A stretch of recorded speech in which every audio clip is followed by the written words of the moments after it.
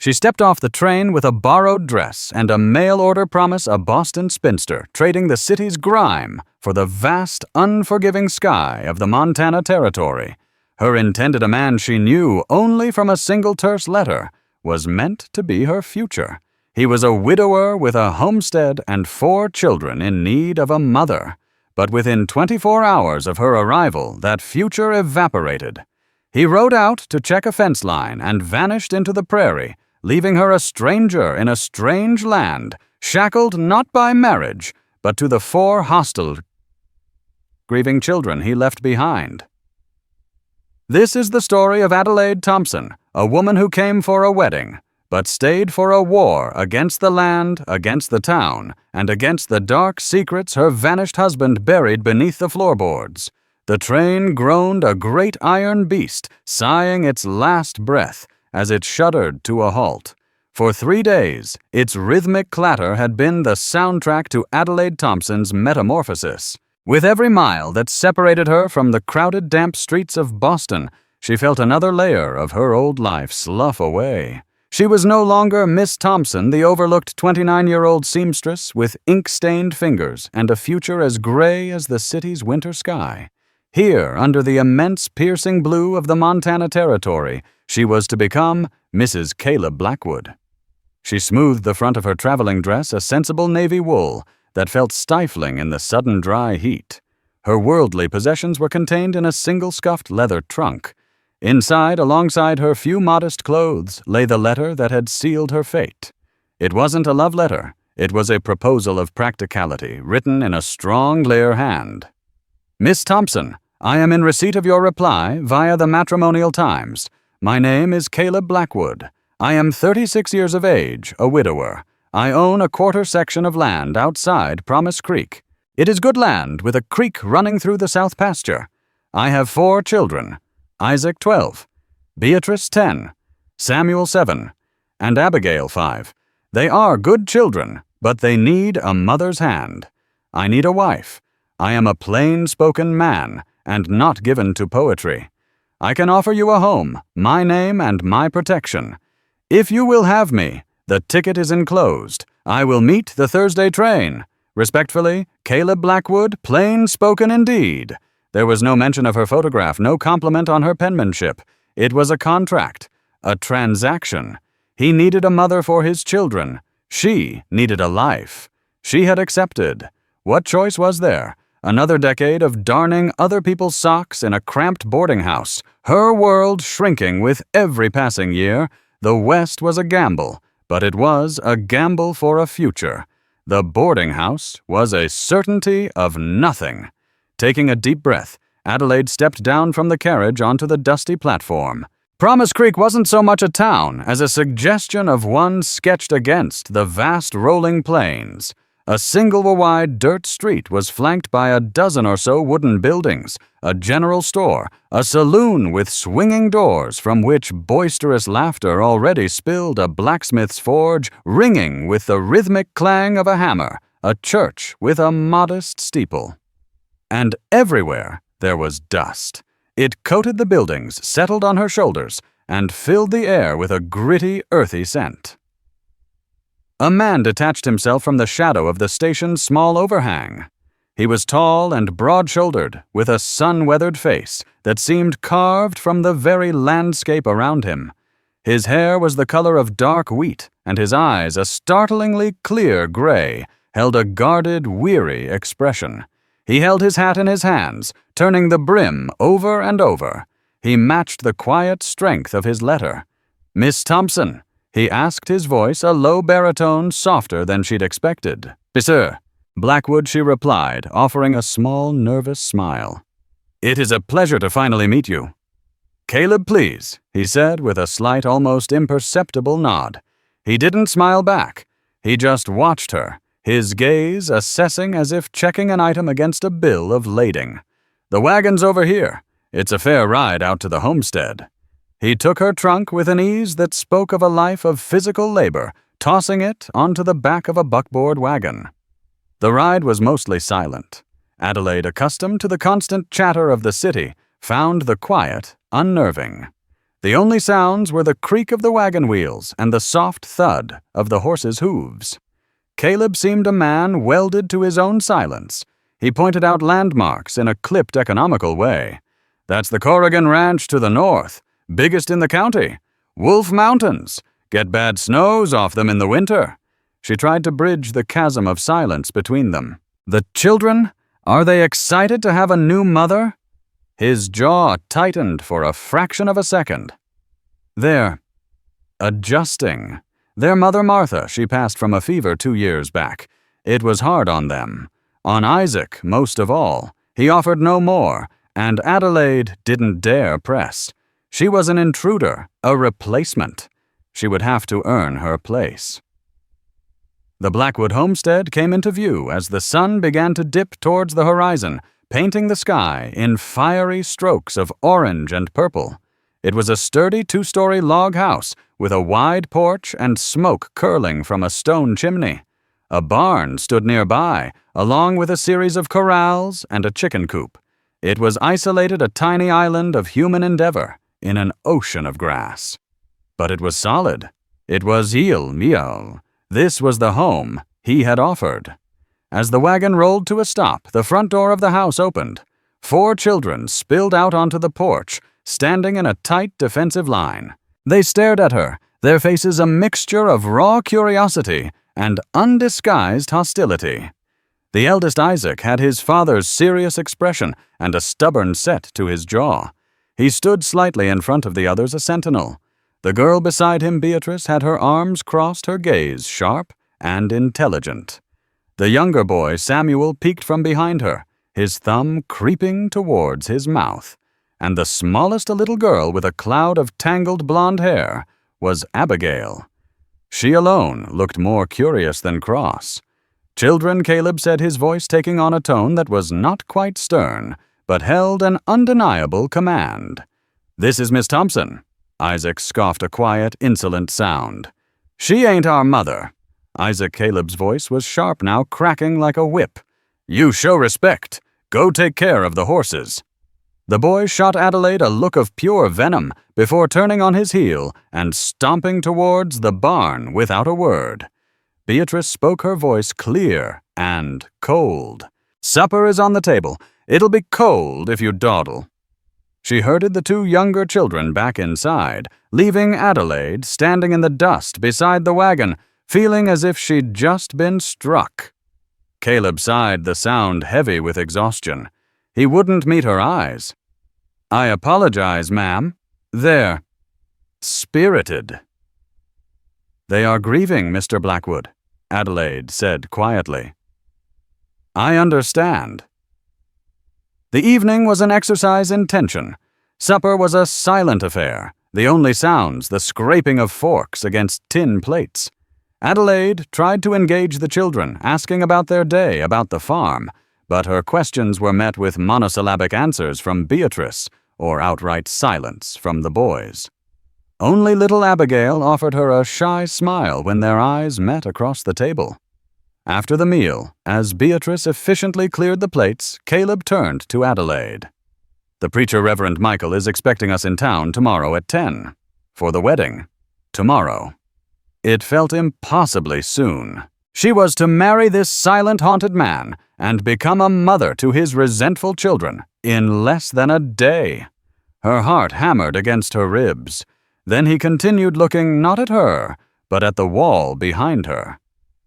"I need to ride out. Check the northern fence line. Corrigan's cattle have a habit of wandering. I'll be back before nightfall." He showed her to her room, a small, sparse space at the back of the house, with a simple bed and a washstand. It was clean, but utterly impersonal. It was clear it had been a storage room hastily cleared for her arrival. "I'll see you in the morning, Miss Thompson," he said, his hand lingering on the doorknob. For a moment, a flicker of something regret-apprehension crossed his face. Then it was gone, replaced by the same stoic mask. He closed the door, and she was alone with the sound of the wind whistling around the eaves of the house. Adelaide didn't sleep. She sat by the small window, looking out at the vast, star-dusted darkness, a landscape so different from the gaslit glow of Boston. She felt a profound and terrifying loneliness. What had she done? She had traded one cage for another, larger but perhaps more inescapable one.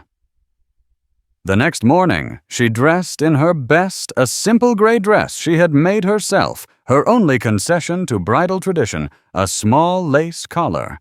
Caleb was waiting for her in the main room, dressed in a clean shirt and his least worn trousers.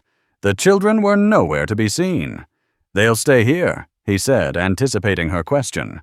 "Beatrice is in charge." The ride back to town was as silent as the first. The brief ceremony in Reverend Michael's small office was stark and devoid of sentiment. The preacher, a kindly man with gentle eyes, read the verses. Caleb spoke his vows in his low, steady voice. Adelaide's own voice was a whisper when she spoke hers. They signed the registry. He was her husband. She was his wife. Nothing felt different. There was no kiss. He simply took her elbow and led her back to the wagon. Back at the homestead, he stopped the wagon near the porch. "I need to go," he said, his gaze fixed on the northern horizon. "Like I said, the fence." "Caleb?" She began a knot of unease tightening in her stomach. "Perhaps I could ride with you?" He shook his head. "No, it's rough country. You stay. Get acquainted with the children." He swung down from the wagon, his movements fluid and sure. He paused and looked up at her. Really looked at her for the first time all day. The gray eyes seemed to hold a world of unspoken words. "Adelaide," he said, using her first name for the first time. It sounded foreign on his lips.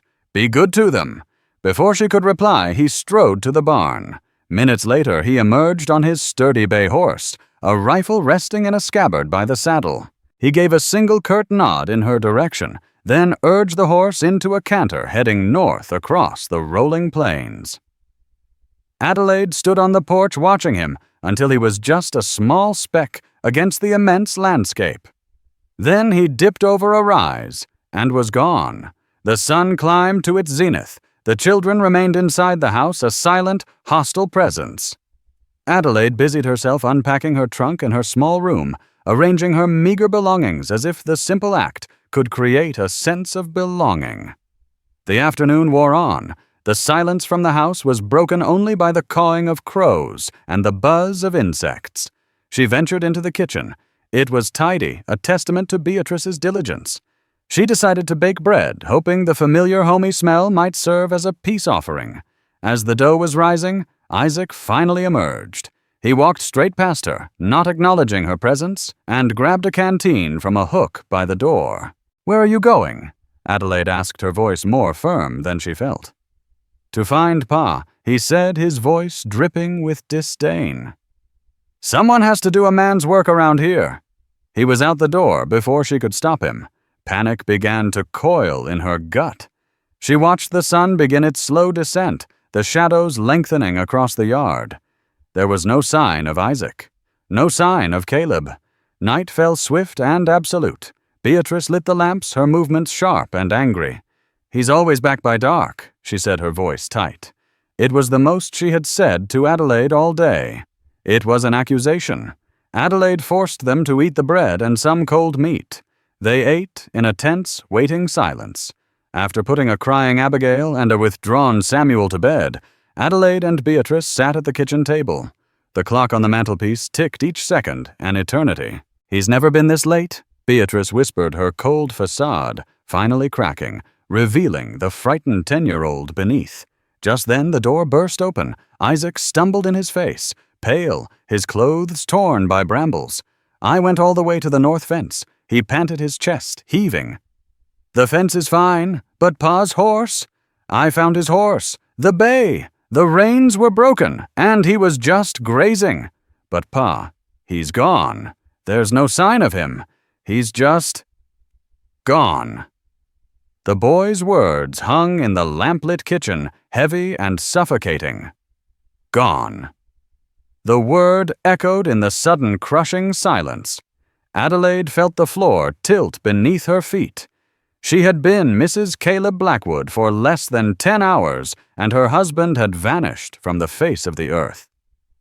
Beatrice let out a small strangled cry, clamping a hand over her mouth. Isaac, his bravado shattered, slumped into a chair, his young face a mask of fear and exhaustion. For a single paralyzing moment, Adelaide wanted to run. She could pack her trunk walk the long miles back to Promise Creek and tell the sheriff she was a widow. Before she had ever truly been a wife, she owed this family nothing. She was a stranger bound only by a piece of paper and a name she had no right to. But then she looked at the children. She saw Isaac trembling with the effort of holding back tears, the weight of a premature manhood crashing down on him. She saw Beatrice, her eyes wide with a terror that belied her years of practiced composure. And she thought of the two little ones asleep upstairs, their innocent dreams untroubled by the nightmare unfolding in their kitchen. The impulse to flee died, replaced by a cold, hard resolve that surprised her. She had made a bargain. She had come here to be a wife and a mother. The man was gone, but the children remained. Her life in Boston was a ghost. This place, this crisis was real. Isaac, she said, her voice steady, cutting through the panic in the room. Did you see any tracks? Any sign of a struggle? The boy shook his head, looking up at her with a flicker of surprise. No, ma'am, just the horse. It was quiet. Too quiet. Adelaide's mind raced. An accident, a fall from his horse, an encounter with a wild animal or something else. The way he had looked at her before he left, that flicker of something in his eyes. Be good to them. It sounded less like a request now, and more like a final plea. Beatrice Adelaide instructed her tone, leaving no room for argument. Put on a pot of coffee. Make it strong. Isaac, you're staying put. First light, I'm riding into town to get Sheriff Brody. I can go. Isaac protested weakly. No, she said, her gaze firm. You will stay here and protect your brother and sisters. I will go. The night was the longest of her life. She sat in a chair by the hearth, a shotgun she'd found mounted above the fireplace, resting across her lap. She didn't know how to use it, but its cold, heavy presence was a comfort. Every gust of wind sounded like a footstep, every creak of the house a threat. She was no longer just Adelaide Thompson, the mail-order bride. She was the sole guardian of a remote homestead and 4 children alone in the vast, dark wilderness. At the first hint of dawn, she was in the barn, her hands clumsy as she saddled one of the draft horses. It was a lumbering beast, not a riding horse, but it would have to do. She left Beatrice with strict instructions to keep the doors barred and to let no one in. As she rode away from the homestead, she saw 4 small faces pressed against the upstairs window, watching her go. The ride to Promise Creek felt different this time. The land no longer seemed full of promise. It seemed predatory, capable of swallowing a man whole. When she reached the town, it was just beginning to stir. She headed straight for the small building marked Sheriff. Sheriff Brody was a portly man in his 50s with a kind face and a sweeping mustache that couldn't quite hide his weary eyes. He listened patiently as Adelaide, her voice hoarse from lack of sleep, recounted the story. Caleb Blackwood, he said, stroking his mustache thoughtfully. He's a quiet man, keeps to himself, but a steady one, not the type to just wander off. He looked at her, his gaze kind but probing. You, ma'am, are in a peculiar spot. Married one day and your husband missing the next? I'm aware of my situation, Sheriff Adelaide replied, her chin held high. But my primary concern is Mr. Blackwood and the safety of his children. Of course, he said quickly. I'll gather a few men. We'll ride out to the north pasture and have a look around. In the meantime, you should probably talk to Martha Gable at the general store. She knows the goings-on of this county better than anyone. Adelaide thanked him and left, feeling the stares of the few townspeople who were now out on the street. She could hear their whispers, see the suspicion in their eyes. the mail-order bride whose husband disappeared the day after the wedding. The story wrote itself, and it did not paint her in a favorable light. At the general store, a stout, rosy-cheeked woman with flour on her apron bustled forward. "Mrs. Blackwood heard you were in town. A terrible thing. Just terrible. Can I get you something? Coffee. Some fresh-baked rolls." This was Martha Gable. Her warmth was a stark contrast to the town's suspicion. "Thank you, Mrs. Gable, but I just came for some supplies," Adelaide said, handing her a small list. "And perhaps some information." As Mrs. Gable gathered the items, Adelaide asked carefully, "Mr. Blackwood mentioned a neighbor, a Mr. Corrigan." Mrs. Gable's cheerful expression tightened. "Bartholomew Corrigan. Owns half the valley, and he's always looking to own the other half. He's made no secret he wants the Blackwood land. Says that Creek of Caleb's is the most reliable water source for miles. He made Caleb an offer a few months back. Caleb turned him down flat." She leaned closer, her voice dropping to a conspiratorial whisper. "Corrigan is a hard man, not one to take no for an answer. You be careful of him." The warning sent a fresh chill down Adelaide's spine. She paid for her supplies, thanked the woman, and headed back to the homestead, her mind a whirlwind of fear and suspicion. When she arrived, Sheriff Brody and 2 deputies were already there speaking with Isaac. They spent the rest of the day searching a grim, methodical sweep of the northern range. They found nothing. No tracks, no blood, no broken branches. It was as if Caleb Blackwood had simply ceased to exist. As dusk settled, the sheriff rode up to the porch where Adelaide stood waiting. He removed his hat, his face grim. "Ma'am, we've found no trace of him. It's baffling. We'll continue the search tomorrow, but I have to be honest with you. The longer he's missing, the less likely we are to find him alive."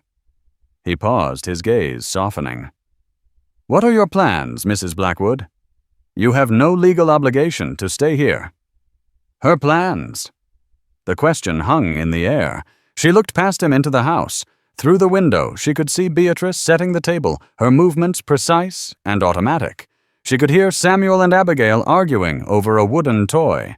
She saw Isaac standing by the barn, staring out at the empty prairie where his father had disappeared. They were not her children. This was not her home. Her husband was a ghost. But as she stood there covered in dust, her body aching with weariness, she knew she couldn't leave them.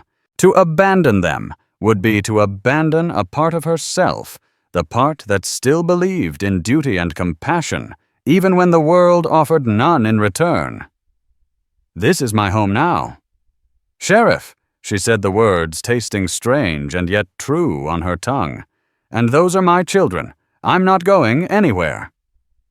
Sheriff Brody looked at her for a long moment, a new respect dawning in his eyes. "Very well, ma'am. You're a stronger woman than most." He nodded. "But I'd advise you to keep a gun handy, and bar your door at night." His warning was still echoing in her ears a week later. The official search had been called off. Caleb Blackwood was presumed dead, another soul claimed by the frontier. Adelaide was left to navigate the wreckage. The children treated her with a cold, resentful deference. They obeyed her direct commands, but offered no warmth, no conversation. She was the cook, the laundress, the caretaker, but she was not their mother. Isaac was the most difficult.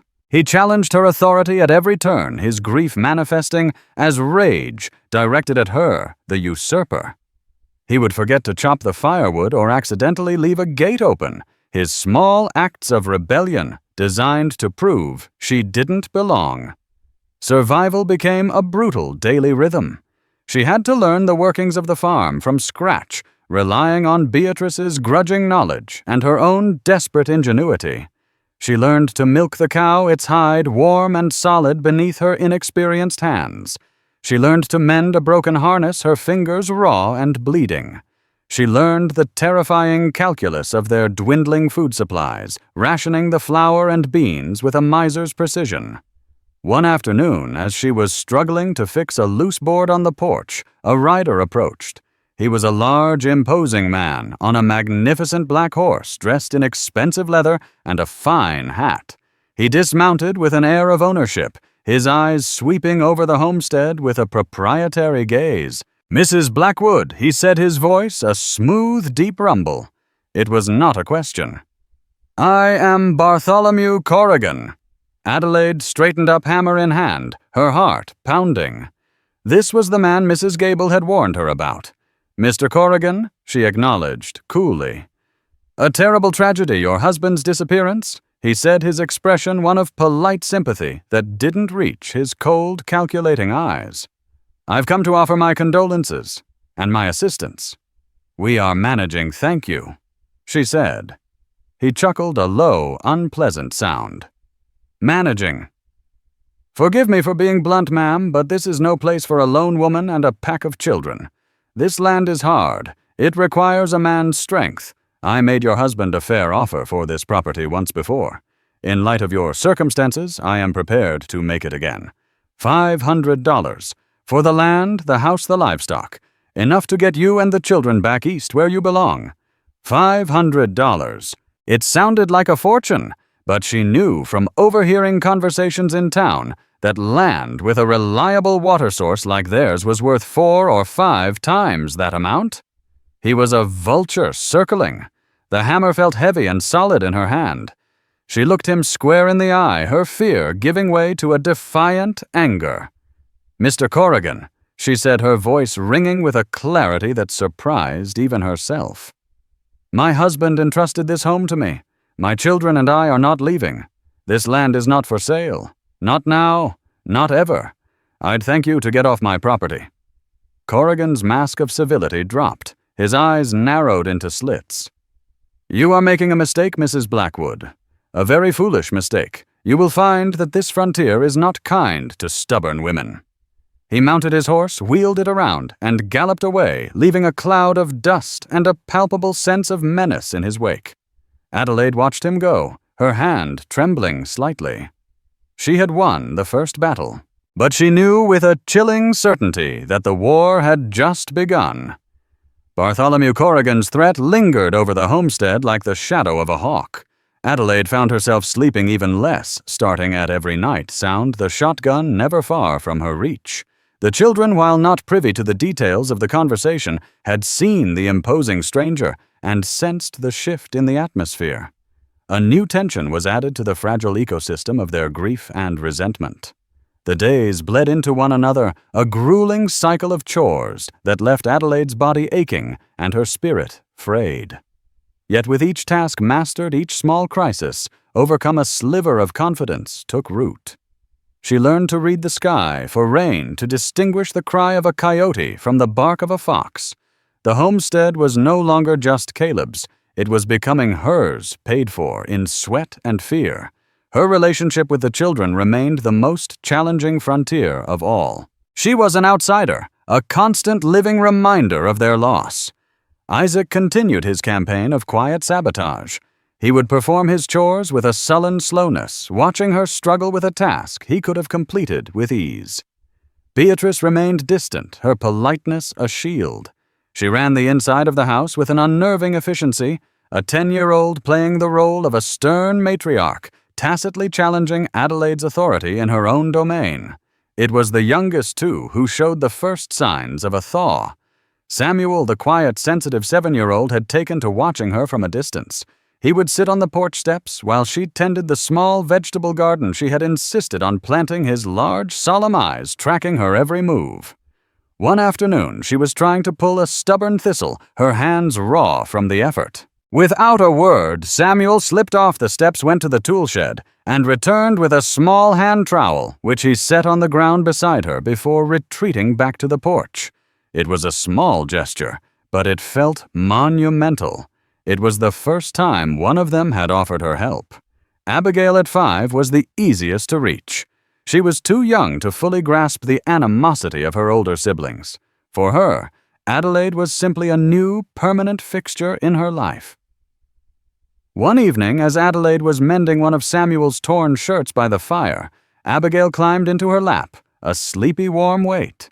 She nestled her head against Adelaide's chest, and for the first time called her Addie.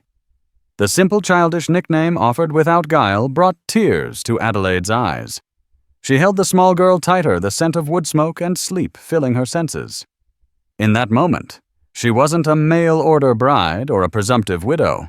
She was simply Addie, a woman holding a child who needed comfort. The small breakthrough with Abigail did not go unnoticed. Beatrice watched with narrowed eyes while Isaac shot her a look of betrayal before stalking out of the room. The family was a delicate web, and every shift, positive or negative, sent vibrations through the entire structure.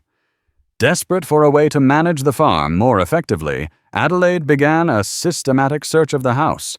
Caleb had been a practical man. Surely there were ledgers planned, something that could guide her. She knew it was an invasion of his privacy, but necessity had eroded such niceties. In the bottom of a large, dust-covered trunk in the master bedroom, a room she had yet to move into, preferring her own small, neutral space, she found what she was looking for. There were farm ledgers detailing crop yields and livestock sales, a deed to the land, and a map he had drawn of the property marking the creek, the pastures and the fences with meticulous care. But underneath it all was a small, locked wooden box. Her fingers trembled as she pried it open with the end of a fireplace poker. It wasn't filled with money or valuables. Instead, it contained a small stack of letters tied with a faded ribbon and a tintype photograph of a woman she didn't recognize. The woman was beautiful, with dark, laughing eyes and a confident smile, nothing like the tired, worn-out woman Adelaide imagined Martha, the deceased wife, to be. The letters weren't from Martha either. The handwriting was different, more elegant, the ink faded with age.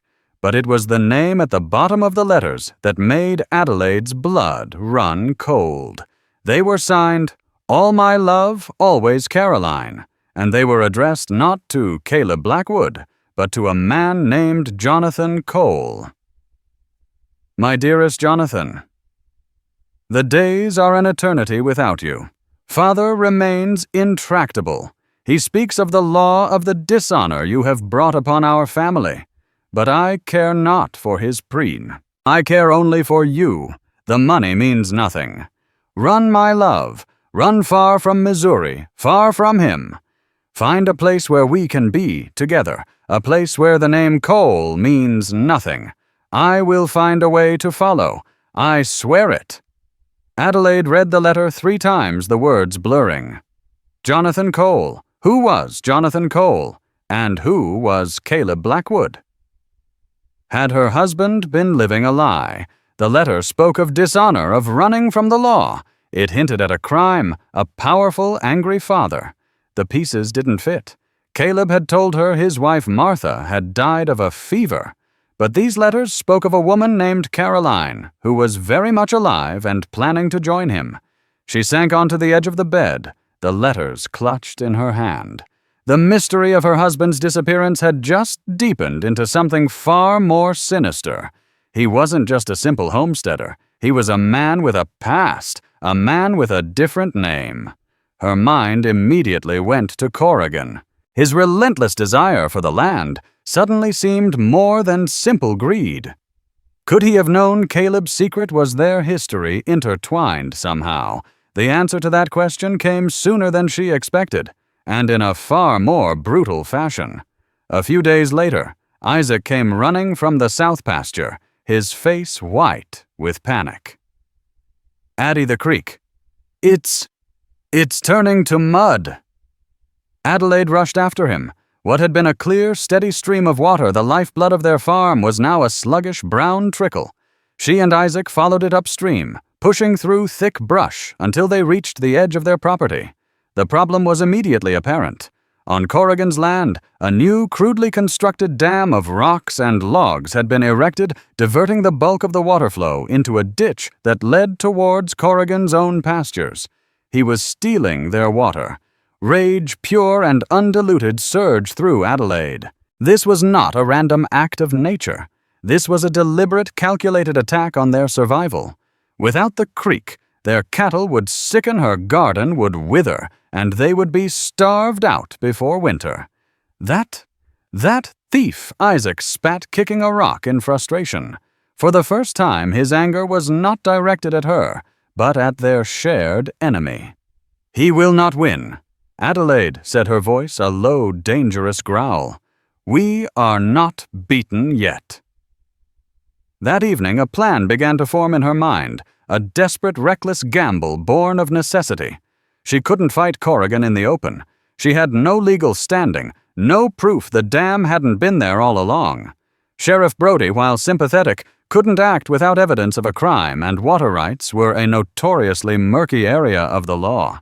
She had to take matters into her own hands. After putting the younger children to bed, she found Isaac in the barn, sharpening an axe with furious, jerky movements. "Isaac," she said quietly, standing in the doorway. He didn't look up. "What do you want?" "I need your help," she said. "I have a plan, but it's dangerous, and I can't do it alone." He stopped grinding the axe, the screech of metal on stone ceasing. He looked up, his eyes wary. "What kind of plan?" "Tonight," she said, her heart hammering, "you and I are going to tear down that dam." He stared at her, his mouth slightly agape. He saw not the soft-handed city woman he despised, but someone else entirely, someone as fierce and desperate as he was. A long moment passed, the silence thick with the scent of hay and manure. "All right," he said, a slow grin spreading across his face. It was the first time she had ever seen him smile. "Let's go tear it down." In that moment, an unspoken truce was forged between them in the lantern-lit barn, a pact sealed by a shared enemy and the promise of rebellion. They were no longer just a resentful boy and a stranger. They were allies. The night was moonless, a black velvet cloth pricked with the sharp, cold light of 1,000,000 stars. Adelaide and Isaac moved like ghosts through the tall prairie grass, the only sounds their own ragged breaths and the frantic beating of their hearts. Isaac, with his intimate knowledge of the land, led the way, navigating the darkness with an assurance that belied his 12 years. Adelaide followed, a heavy crowbar clutched in her hands, the unfamiliar weight a grim reminder of their desperate mission. Reaching the illegal dam, they worked in a feverish, whispered silence. Isaac, small and wiry, scrambled over the rocks, finding the key logs that held the structure together.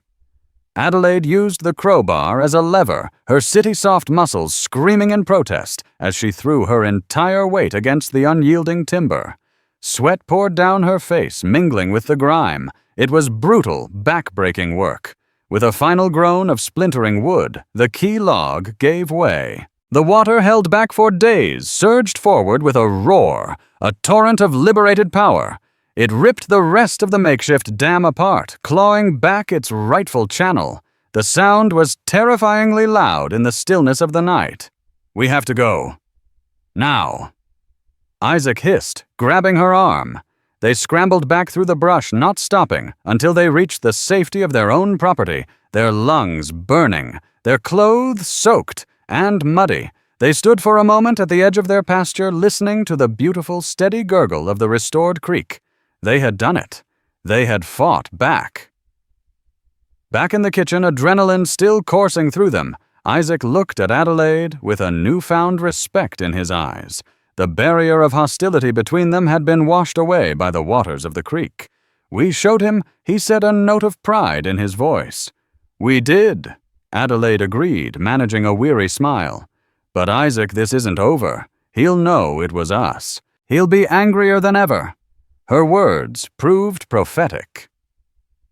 2 days later, Bartholomew Corrigan rode up to the homestead, but he wasn't alone. He was flanked by 2 rough-looking ranch hands, their faces hard and their eyes cold.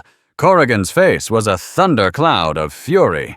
"You!" he bellowed, pointing a thick finger at Adelaide as she stepped onto the porch. Isaac and Beatrice appeared in the doorway behind her. "You think you're clever, don't you? You and your brat. I don't know what you're talking about." "Mr. Corrigan," Adelaide said, her voice calm despite the tremor in her hands. "Don't play dumb with me," he roared. "My dam was destroyed. $100 in labor and timber washed away. That's a debt that needs paying. One of his men, a lanky man with a cruel smirk, began to dismount. "Maybe we should collect a down payment, boss." Before the man's foot hit the ground, Isaac stepped forward. He was holding his father's hunting rifle. It was almost as tall as he was, but he held it steady, the barrel pointed directly at the man's chest. "You take one more step," Isaac said, his young voice ringing with deadly seriousness. "And I'll put a hole in you?" The ranch hand froze his eyes wide. Corrigan stared at the boy, momentarily stunned into silence. In that tense standoff, Adelaide saw the dangerous legacy Caleb or Jonathan had left his son. This was not the defiance of a child. It was the cold resolve of someone who had seen too much. "Call off your dog, Corrigan," Adelaide said, her voice like ice. "Or my son will put him down. Now get off my land." Corrigan's face was purple with rage. He looked from the unwavering barrel of the rifle to Adelaide's unyielding expression. With a snarled curse, he wheeled his horse around. "This isn't finished, woman. You'll regret this day." He and his men galloped away. The moment they were gone, the rifle barrel sagged in Isaac's hands. He was trembling, the adrenaline leaving him pale and shaky. Adelaide rushed to him, taking the heavy gun. She wrapped her arms around him, holding him tight. He didn't pull away. He leaned into her, burying his face in her shoulder, and for the first time since she'd arrived, he cried. He cried for his lost father, for his stolen childhood, for the terrifying weight of what he had almost done. This shared danger solidified the truce into a true alliance. Isaac was now her fierce protector, Beatrice her quiet lieutenant. They were no longer four orphans and a stranger. They were a family forged in adversity. But the mystery of Jonathan Cole still haunted Adelaide. She knew she couldn't go to Sheriff Brody with a handful of cryptic love letters. He would think she was mad. She needed more. She needed proof. Her opportunity came during her next trip to town for supplies. While Mrs. Gable was weighing out flour, Adelaide spoke, trying to sound casual. "Memps, Gable, you've been here a long time. You must know everyone who comes and goes." "Going on 20 years now," the woman said proudly. "Not much happens in Promise Creek I don't hear about." "I was just curious." Adelaide continued, her heart pounding. "My husband, Caleb, he bought this land about 6 years ago, I believe. Do you remember when he arrived? Was he with anyone?" Mrs. Gable paused, a thoughtful look on her face. "Oh, I remember Caleb's arrival well. Such a sad-looking man, and all alone. But you know, it's funny you should ask. He arrived just a few weeks after another stranger passed through. A different sort entirely. This one was flashy. From back east Missouri way, he said. Stayed at the saloon for a week, asking questions." What sort of questions, Adelaide asked, trying to keep her voice even. He was looking for someone. A man named Cole. Jonathan Cole. Said this Cole fellow had run off with something that didn't belong to him. Caused a bit of a stir, he did. Never found who he was looking for, though. Rode out, and we never saw him again. Adelaide felt a jolt, as if she'd touched a live wire. Jonathan Cole. The name had been spoken aloud in this town. Caleb had arrived just a few weeks later. It was too much to be a coincidence. Her husband hadn't just taken a new name. He had stepped into a ghost's shoes in a town where that ghost was being hunted. The final piece of the puzzle arrived a month later, carried on the noon stagecoach. He was a tall, gaunt man with a tired face and the unmistakable look of the law about him. He wore a dusty coat and a badge on his vest that identified him as a U.S. Marshal. He made his way to Sheriff Brody's office, but the entire town was soon buzzing with the news. The Marshal wasn't just passing through. He was hunting a fugitive. That evening, Sheriff Brody rode out to the Blackwood homestead. His face was grave. Adelaide met him on the porch, her stomach in knots. "Adelaide," he began, foregoing the formal Mrs. Blackwood. "I need to ask you some questions. That marshal in town, his name is Harding. He's been on a case for 6 years, a bank robbery back in St. Louis, Missouri." Adelaide felt the blood drain from her face. Missouri. The letters. Brody continued, his voice low and sympathetic. The robbery was carried out by a gang of 4 men. 3 were caught. One of them was a man named Silas Corrigan. Corrigan, Adelaide whispered. Any relation to Bartholomew, his younger brother Brody confirmed. Silas is rotting in a federal penitentiary. But the 4th man, the leader, he got away clean with all the money. Over $50,000 in gold coin. This man's name was Jonathan Cole. The world spun. It all clicked into place with a sickening finality. Caleb was Jonathan Cole. He was a bank robber, a fugitive. Corrigan's vendetta wasn't just about land and water. His brother was in prison while Caleb Jonathan had gotten away with the money. Corrigan didn't just want the land. He wanted revenge, and he wanted the stolen gold he believed was hidden somewhere on it.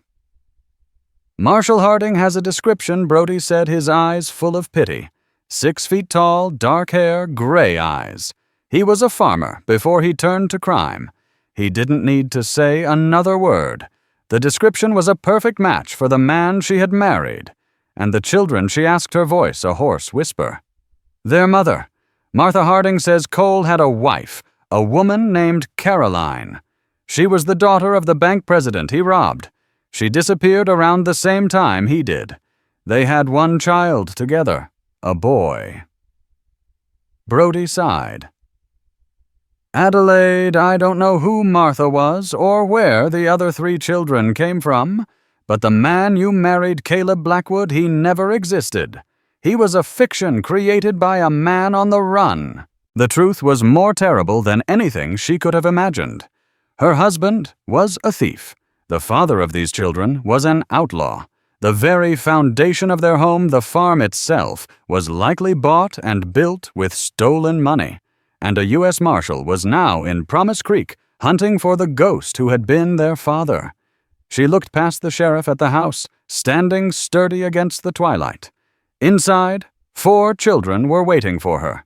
They were the children of Jonathan Cole, innocent, yet branded by the sins of a father they barely knew, and Bartholomew Corrigan, driven by greed and a thirst for vengeance, was closer than ever to destroying them all. The revelation settled over Adelaide like a shroud. The man she married was a phantom named Jonathan Cole, a bank robber who had built their lives on a foundation of stolen gold. She knew Corrigan, driven by a thirst for that gold, and for vengeance, would not wait. With a U.S. Marshal in town, his time was running out.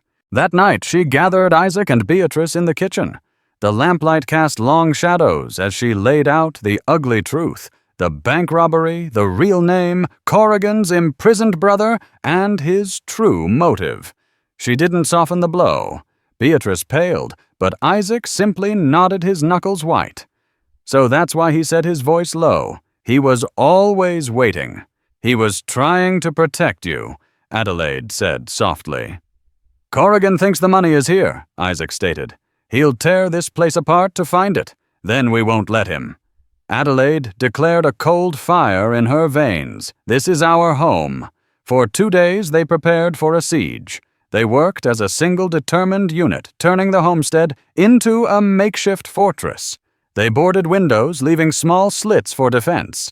Isaac, using the grim skills his father had taught him, set tripwire alarms and dug shallow pits along the main approach. Beatrice, ever practical, turned the root cellar into a sanctuary for the 2 younger children, instructing them to stay hidden, no matter what they heard. They were no longer children and a stranger. They were a family preparing for war. On the 3rd night, the farm dogs began a frantic barking that was cut short by a sickening yelp. They're here, Isaac whispered from his post at a window. Adelaide's heart hammered as she rested the heavy shotgun on a sill. A moment later, a crash echoed from the yard, a tripwire. Curses followed, then the heavy thud of a log ramming the front door. With a final splintering crash, the door burst open. 3 figures stormed in Corrigan and his 2 ranch hands. Find it! Corrigan bellowed, his face a mask of greed. Tear this pigsty apart! As one of his men stumbled into the main room, Adelaide screamed. Now the house erupted in a deafening roar as her shotgun fired the buckshot, shredding the man's leg. From across the room, Isaac's rifle cracked the bullet, whining past Corrigan's ear. The second ranch hand fired his pistol wildly into the darkness, but the ferocious unseen defense sent him scrambling for cover. They had expected a terrified woman. They found a prepared garrison. Suddenly a new sound cut through the chaos, thundering hooves and a shout from the night. "Bartholomew Corrigan, this is Sheriff Brody. Throw down your weapons." The sheriff's arrival pushed Corrigan over the edge. Trapped and enraged, he made a desperate choice. With a roar of fury, he kicked over a lantern. Flames and oil spread instantly across the dry floorboards. "If I can't have the gold," he screamed, his eyes wild in the firelight. "No one will." Thick, acrid smoke filled the room. Out. The back Adelaide choked, grabbing Beatrice, but Corrigan blocked their path, his pistol leveled. The gold woman, where did he hide it? Just then the floor near the hearth weakened. By the fire groaned and gave way. As Corrigan stumbled, Isaac charged, hitting the larger man low and hard. Corrigan toppled his head, striking the stone hearth with a sickening crack. He lay still as the flames licked closer. Adelaide dragged Isaac away from the unconscious man and the fire. They stumbled out the back door and into the night, where Sheriff Brody and U.S. Marshal Harding were dismounting, guns drawn. They could only watch as the home Caleb Blackwood had built was consumed by a raging funeral pyre. In the gray light of dawn, they stood in the smoking ruins. As Marshal Harding sifted through the debris near the hearth, his shovel struck a heat-warped metal box. Inside was not a fortune in gold, but a thick ledger and a singed letter. The ledger detailed every penny of the stolen money spent not on riches, but on lumberseed livestock, and 2 train tickets from an orphanage for children named Samuel and Abigail.